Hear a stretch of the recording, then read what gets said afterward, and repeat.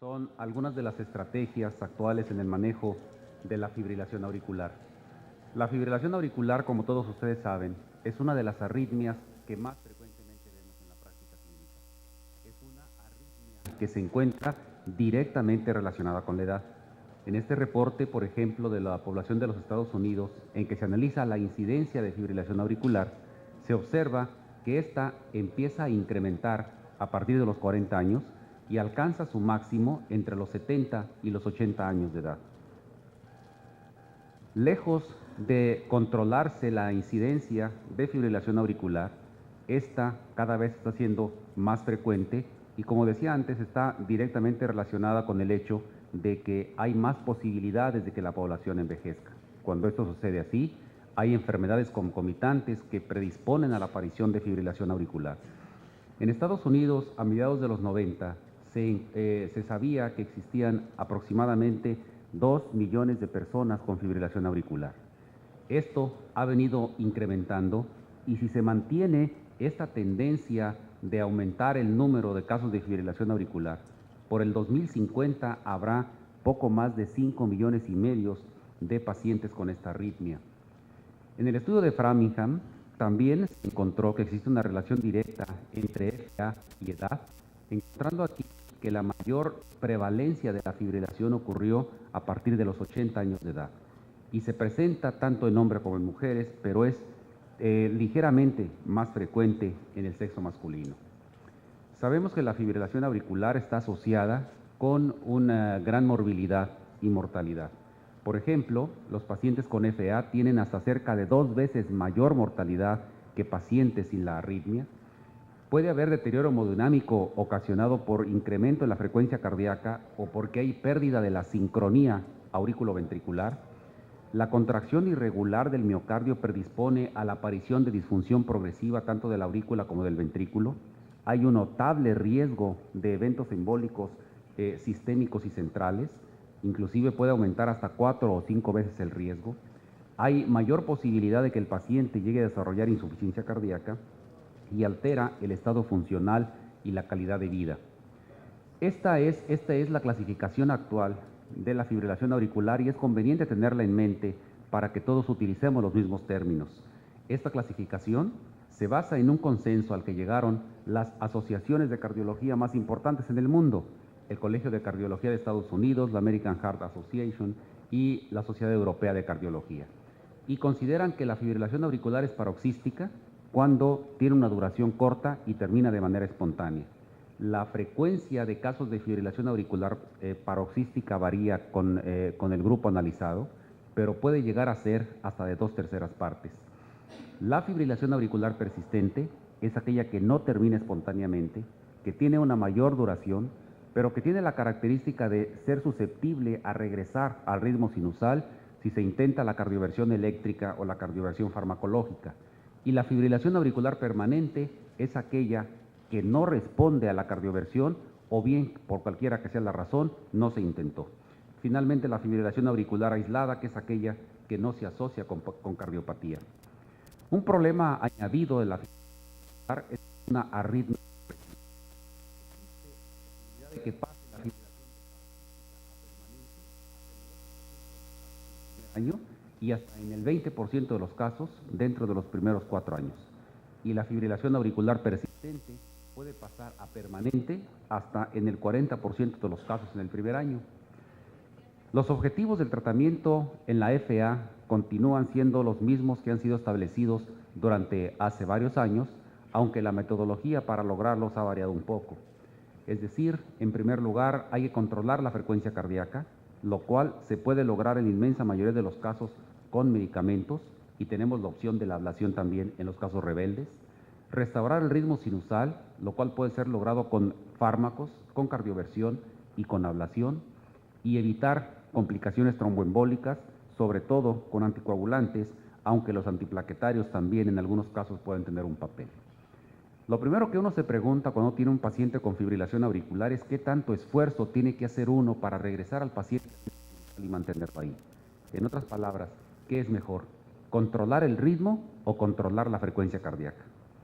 Esta pregunta fue analizada por una serie de estudios realizados en el mundo en el que constaron dos estrategias de tratamiento. Uno fue el control de la frecuencia cardíaca y otro fue el control del ritmo. Aquí les muestro un resumen de sus resultados. Estudios europeos y un estudio norteamericano. El más grande de ellos, el estudio norteamericano, incluyó más de 4,000 pacientes. Todos compartieron el mismo objetivo principal, que fue ver si la sobrevida era mejor con alguna de las dos estrategias. Y sorprendentemente, no se encontró diferencia estadísticamente significativa cuando se aceptó la fibrilación auricular o cuando se hizo el intento de mantener al paciente en ritmo sinusal con antiarrítmicos. En el caso del estudio AFIRM, inclusive hubo una ligera tendencia a mayor mortalidad en el grupo de pacientes con control del ritmo. No hubo tampoco diferencias estadísticamente significativas en cuanto a complicaciones embólicas y solo hubo una diferencia en cuanto a las admisiones hospitalarias en favor del control de la frecuencia, es decir, hubo más internamientos en el caso del control del ritmo. El AFIRM, les decía, es el estudio más grande realizado hasta la fecha.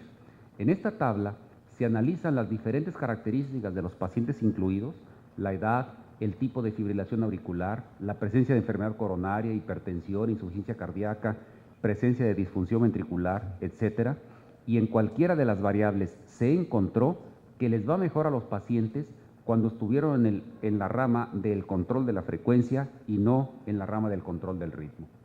De manera que uno se hace la pregunta, ¿es realmente mejor aceptar que el paciente tenga fibrilación auricular que hacer el intento de mantenerlo en ritmo sinusal, con todas las complicaciones que les mencionaba antes que se pueden presentar con la fibrilación auricular? Bueno, el estudio AFIRM o el estudio RAISE no comprueban que la estrategia de controlar la frecuencia sea mejor que el ritmo sinusal, pero que el ritmo sinusal normal. Es decir, el ritmo sinusal no puede ser la parte que haga la diferencia. El ritmo sinusal no es deleterio. Significa entonces que si esto no es la causa, entonces la causa debe radicar en cuál es el mecanismo por el cual conseguimos mantener al paciente en ritmo sinusal. Tampoco prueban los estudios anteriores que la fibrilación auricular sea mejor que el ritmo sinusal, a la calidad de vida y a la sobrevida si tuviéramos medicamentos antiarrítmicos más efectivos y más seguros. Y por último, como las características del estudio de los pacientes que ingresaron al estudio AFIRM y al estudio RAISE tienen sobre todo la particularidad de que son pacientes mayores de 65 años, los resultados de esos estudios no se pueden extrapolar a la población general que tienen la arritmia. Por ejemplo, en el estudio AFIRM se analizó cuál es la prevalencia de ritmo sinusal en el seguimiento de este grupo de pacientes. En amarillo están los que tuvieron la estrategia del control de la frecuencia y en azul los que tuvieron la estrategia del control del ritmo. Cuando se decidió aceptar la fibrilación auricular y solo darle medicamentos para controlar la frecuencia, se encontró que hasta el 35% de los casos a 5 años tenían ritmo sinusal, es decir, no hicieron fibrilación auricular. Y por el contrario, cuando se aceptó controlar el ritmo, muchos de ellos hicieron fibrilación auricular, de manera que la comparación no es totalmente clara. Les decía antes que la comparación de warfarina en fibrilación auricular y ritmo sinusal no demuestra que el ritmo sinusal sea el deleterio, sino que la diferencia la hace el uso de medicamentos antiarrítmicos. De manera que las recomendaciones en cuanto a qué es mejor, si control del ritmo o control de la frecuencia, en el caso de personas que tengan las características de los que ingresaron al estudio AFIRM, una buena alternativa es aceptar la fibrilación y dedicarse a dar anticoagulantes y a controlar la frecuencia cardíaca. En el futuro, con mejores antiarrítmicos, seguramente la comparación entre control de ritmo y control de frecuencia será diferente, pero por ahora hay que esperar. Y por ahora, la decisión en cuanto al tratamiento debe ser la estrategia que sea no solo la más efectiva, sino la estrategia que sea la más segura.